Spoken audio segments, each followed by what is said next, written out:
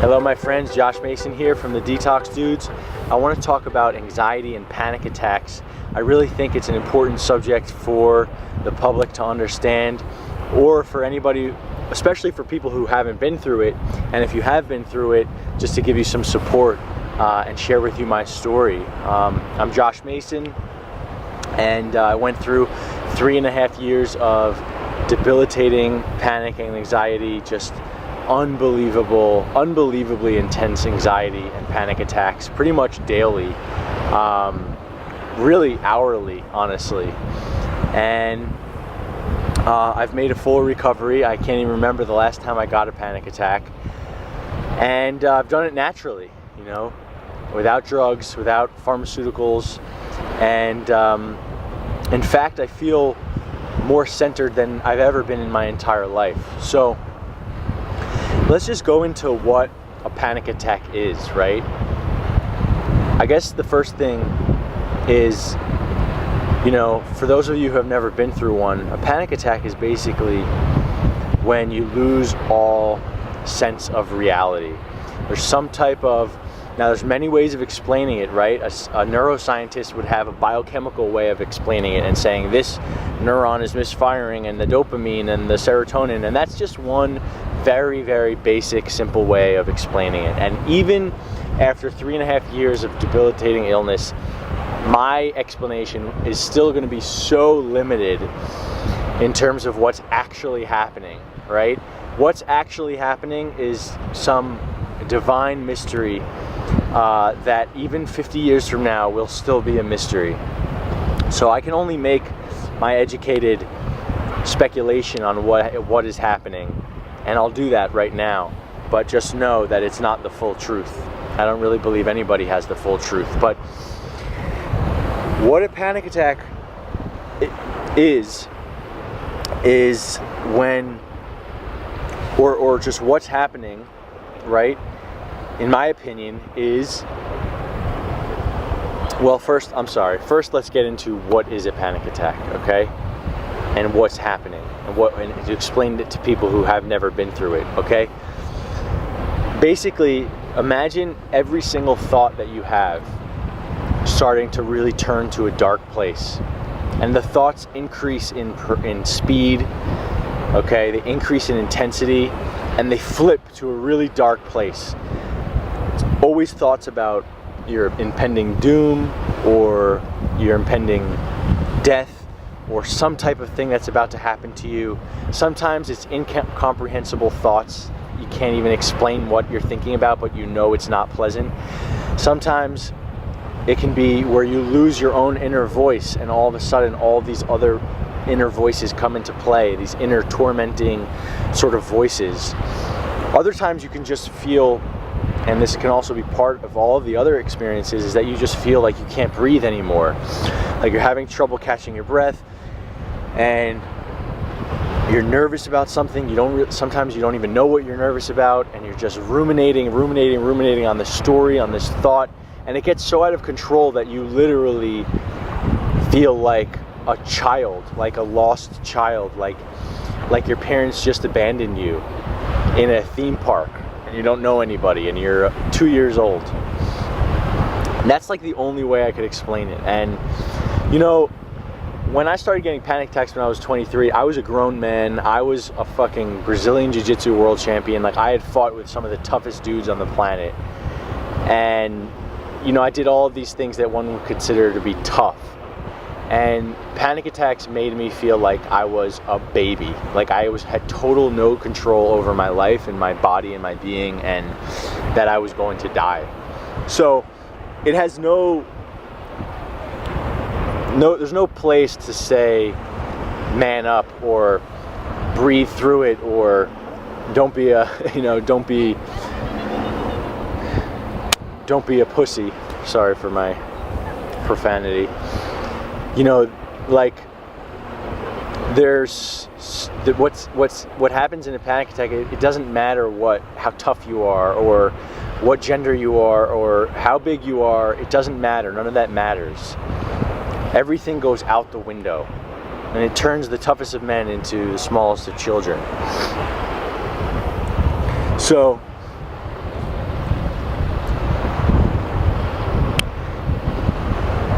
there's really no other way of truly explaining a panic attack. Like, imagine the feeling you would get if somebody had a gun in your mouth and was like, do this or else I'm gonna fucking shoot you. Imagine the feeling you would have where like all of your chemicals were rushing to your head. Your life would be flashing before your eyes. You'd be sweating profusely. You couldn't even imagine that level of intensity. A panic attack is like feeling like that without the gun being in your mouth. It's just that feeling, and you can't explain why. Okay? And you can't rationalize your way out of it. Like, your thoughts overtake you and they become your reality. Like, if you think you're gonna die, your body responds as if you're literally gonna die. That's how intense it is. So I just want to be clear with people as far as like what a panic attack is. If you're watching this video and have never had one, I just feel like it's important for, I guess, the public to understand what's going on when someone has a panic attack, just to make the world a better place. Like, if people understood, the world would be a better place and people would be understood better. And if you have been through one, well, I'm here to tell you that it's generally a sign that there's some work to do, spiritually, physically. There's some cleansing of your body and really cleansing of your spirit too. And because it's generally a symptom of something larger at play. Like, the panic attacks aren't actually the problem. The panic attacks are a really vicious symptom of a deeper biological sort of disharmony, if that's a word. Unharmony, inharmony, disharmony. And wow, it's getting cold here. And so I already made a video about what to do for the, like, how to treat a panic attack, the actual event when it's happening, and I'll post that video in like the link description, or I'll post it in one of the corners at the end of this video. But so that's like the physical thing of what you can do to help yourself. But from like an emotional standpoint, and by the way, like, the video that I'm sharing with you, the next video is like, literally took me 4 years and like $150,000 to like discover these particular supplements. So I highly suggest watching that video and implementing them if panic attacks are a serious issue in your life. Like, I literally went through the hardest fucking homework, the toughest, longest homework out of anybody probably on the planet. I shouldn't say that, but out of anybody I know, that's for damn sure. So I would strongly suggest watching the video. The homework's already done for you. You don't need to waste any more money and time sifting through all the other bullshit. But from an emotional standpoint, just know that there is an end to it. That it's not, in my opinion, I'm not a doctor, but it's not a biochemical genetic issue that means you're fucked for the rest of your life and you'll have those for the rest of your life, like what I was taught.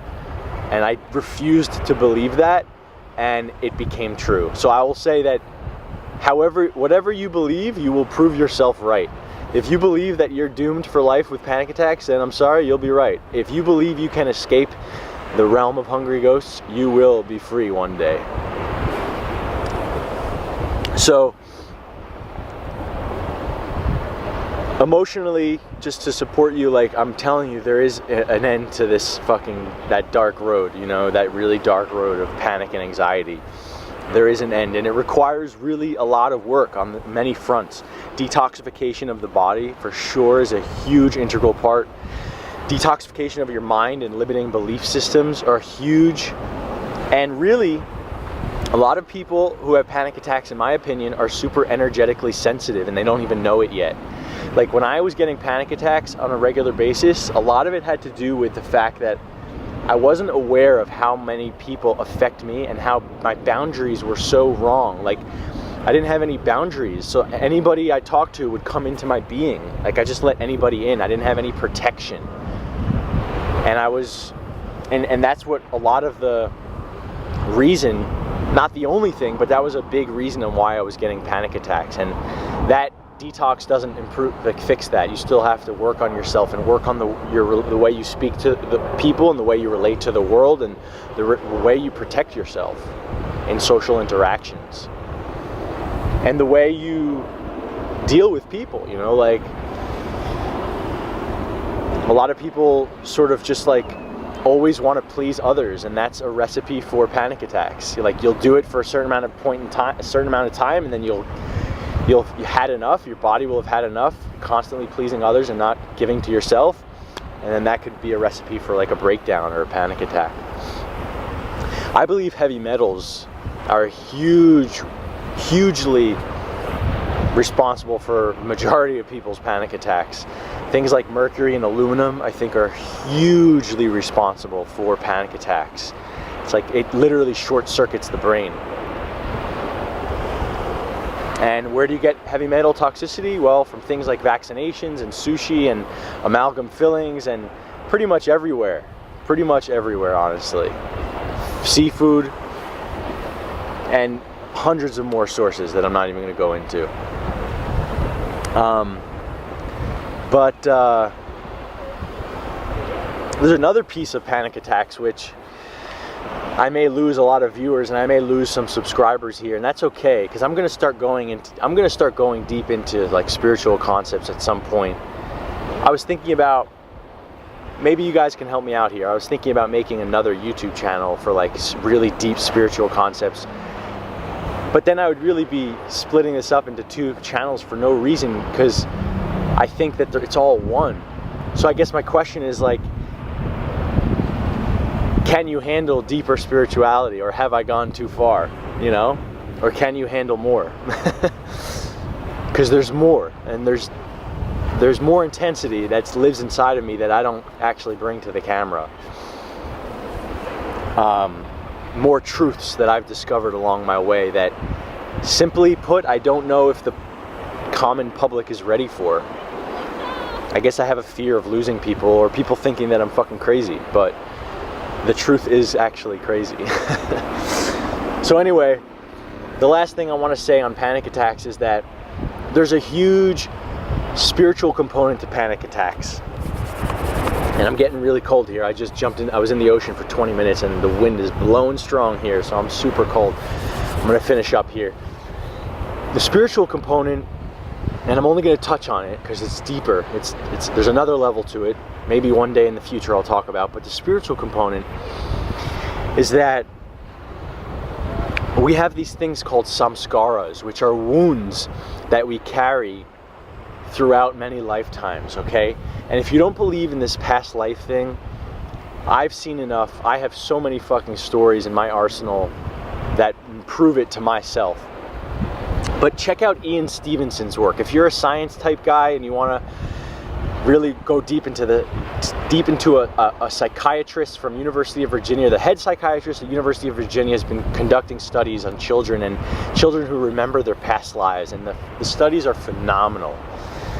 And that should help sway you in the direction that there is past lives. But in my meditations and ayahuasca ceremonies and all this stuff, I mean, I have seen unbelievable things that cannot be explained with logic. Just mind-blowing stories and situations. Like, I remember 6 months ago I was at a retreat and a guy was having total flashbacks from his past lives. Like during his sessions, his guided meditation sessions, he would totally his whole body would tense up. He would be completely paralyzed. He couldn't move. His mouth was like stuck in one direction, like his mouth was stuck sideways, and he would just say like, I can't move, I'm paralyzed, and like be replaying some story of when he was in another life, in another generation, in the 1800s, and something was happening to him. Of course, you'll always be able to logically say, well, that could have been something that happened to him as a child, or it could have been something that happened to him, or he watched a movie, or let me tell you something. With spirituality, there will always be a way to logically reason your way out of it. Reason your way out of the magic. That's always a possibility, no matter what. Eventually it gets deeper enough to the point where you don't have any desire or the spirit and the revelations become too strong so that you don't rationalize your way out of it anymore. But for the first few years, I definitely did rationalize my way out of things and try and logically say what was happening versus accepting the magic. And then I realized that, like, why would you want to be logically thinking your way through this when the magic is so much more fun anyway? You know? So I would say the truth is that spirituality exists, but in the beginning it really is a choice of like believing first and then seeing. Like first you believe, then you start seeing, you know? And that's fine if you want to be illogical and reductionist. I'm not judging you, but I'm just saying, like, you'll never truly heal on a deep level if you're just constantly being logical and scientific about things. I'm sorry. Like that, I really believe that healing on the deepest level requires the participation of the divine, the acceptance of divine, the acceptance of that we're not just logical meat bodies floating around with our utmost intelligence, and we understand everything, and your brain as an individual can totally understand what's happening in the world and logically understand all of these things through science, you know? Anyway, I'll make a whole other video on this subject. It's a I'm really passionate about this subject, but the bottom line is, like, science is the bottom half of the infinity, and we're going around chasing our own tail, doing a million different things and trying to bioresonance therapy and biofeedback and all of these things that are trying to replicate the divine frequency. The true healing is in the divine frequency. That's the Wi-Fi. That's the top of the infinity sign. The rest, in my opinion, we're just spinning our wheels with all of this technology replicating healing, okay? It's replicating the divine frequency is what's it's trying to be done through all of these machines and technology, in my opinion. And it's not to say there's no place for them. They do help, but connecting to the divine is the ultimate healing. So anyway, what happens is we have these Samskaras, these wounds that we carry through us through lifetimes, and these wounds deeply impact the way we relate to the world, deeply impact our consciousness. And in my opinion, they're largely responsible for panic attacks. Samskaras are basically all of our unconsciousness fused into one wound at some place in your body. It sounds crazy, but I've seen enough to know it to be true. That we carry multiple generations, so many generations, that's one way of looking at it, or many different lifetimes. And we carry these sort of faulty blueprints, these wounds, these traumas, these faulty sort of neurological loops and fears, and we carry them into this lifetime, and we actually find situations to replay the same exact thing that we're most scared of. And we find things to replay it over and over and over again. And we unconsciously seek the very thing that our wounds, it's almost like people sometimes live through their wounds, through their deepest fears, and they re-find the very thing that they're deeply afraid of. Or it's just super complex. I'm actually going to make a whole other video on it at some point, but because I really have to pee and I'm really cold, so I'm going to stop talking now. I guess I could just go pee and come back and continue filming, but I don't really like doing editing. I'm not really a big editing guy. I like just doing one take straight through. So anyway, these samskaras it's a Sanskrit word, samskara, which just means wound, or scar, I forget what it means. But these wounds basically they require deep spiritual work to sort of mend, but when they're open, it's almost like living through an open sore. And you're constantly living from this open sore place, and eventually you always get to the tipping point, or this breaking point where you have a panic attack. And then it's like you're done with the panic attack and you go back to this place of unwholeness and openness and this wound, and then you'll be okay for a few days or a week, and then you're just constantly getting your way closer and closer to a panic attack because you can't manage your own energy, because you're living from this wound, from this hole in a sense. So I hope that makes sense. I may not be doing the best job of explaining it, but samskaras, super important stuff. The unconsciousness of one's being sometimes is running the show and creating all kinds of havoc and shitty situations in one's life to reenact exactly what it is that they have been living for many, many, many, many lifetimes. Alrighty, ladies and gentlemen, I am off to the bathroom. Peace. Hope you enjoyed the show. Make sure to subscribe. It helps me out. Alrighty. Take care.